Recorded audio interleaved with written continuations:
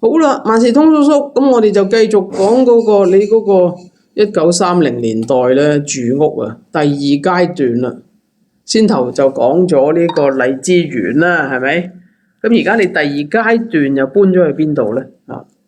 第二階段咧，我哋就由呢個荔枝園就搬出嚟呢個嘉南邊道。嘉南邊道唔係嗰啲別墅式嘅屋喎，因為當時嘉南邊道近九龍塘嗰邊咧就好靚嘅別墅式嘅建築物，係好靚嘅。但係近九龍城呢邊啊，嗰度就係一個爛地嘅，即係由條馬路落一條爛泥嘅斜坡，就落到個爛地盤啊！嗰啲即係好似冇乜規則嘅地盤啦。係。咁當時我哋就喺呢個地盤，就喺呢個嘉南邊道個邊度搭咗一間鐵皮屋，喺度鐵皮屋嗰度居住啦。咁我聽萬事通叔你講咧，其實咧喺第二階段你哋 total 有2間屋噶嗬。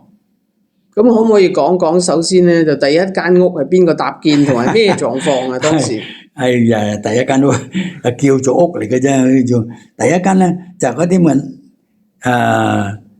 係啲叫咩屋？唔係屋嚟噶啦，即係好似叫做不如叫做木屋啦。實際上唔係正式嘅木屋嚟嘅，只不過一啲咁嘅爛板啊、爛嗰啲咁爛嘅材料搭埋，就係當係一間屋嚟住啦。咁呢間屋咧就係我阿爺嘅家庭喺度住嘅。咁我哋咧就跟住佢喺呢個佢間木屋嘅隔離咧，就搭一間鐵皮屋。鐵皮屋咧就比較靚啲嘅，就買啲嗰啲木條啊、木板啊，搭成佢。然之後咧喺啲我屋頂咧就用嗰啲火水罐啊，火水罐剪開佢一塊塊鋪上去，就我哋防水，咁樣就叫鐵皮屋。咁呢間鐵皮屋咧個 size 都唔係好大嘅啦，都係5個人到啦，但係比較呢個荔枝園嗰個房咧就大好多嘅。咁變咗嗰陣時都係循環再用嗰啲資源咯。咁當然啦，啲木條嗰啲可能執翻嚟或者去買啦，就搭咗個棚咁樣，係咪？一個屋嘅形狀，即係四方形咁可立體嘅。跟住咧啲火水罐咧就即係當時嗰啲鐵啊，嗰啲鐵皮嘅供應都好緊缺。咁所以就買咗啲火水罐翻嚟就循環再用啦。就變咗一片片嘅鐵片，係咪？係啦，我將個火水罐啊嘛，四方嗰啲火水罐，或者叫油罐啦，再生油嗰啲四方罐啦，剪開嗰啲鐵皮，將啲鐵皮一塊塊鋪喺個屋頂度，我嚟防水啦嘛。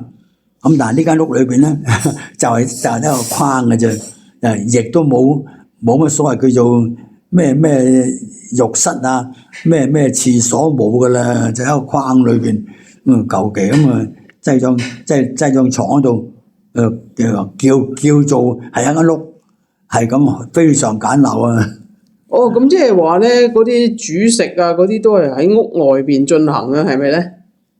煮食嗰陣時細個我就唔係好清楚，不過總言之咧，嗰啲屋咧又冇水又冇電，乜都冇。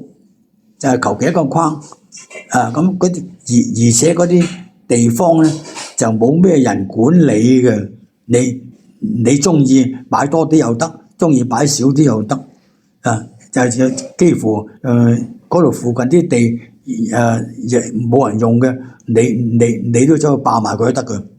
咁即係話咧，嗰啲咩大小二便啊、沖涼嗰啲啊，都係喺嗰間鐵皮屋嘅外面進行嘅喎，係咪咧？係噶啦，呢啲嘢，哇！真係冇乜所謂衞生設備嘅啦，求其離開間屋咁上下搞掂算數啦。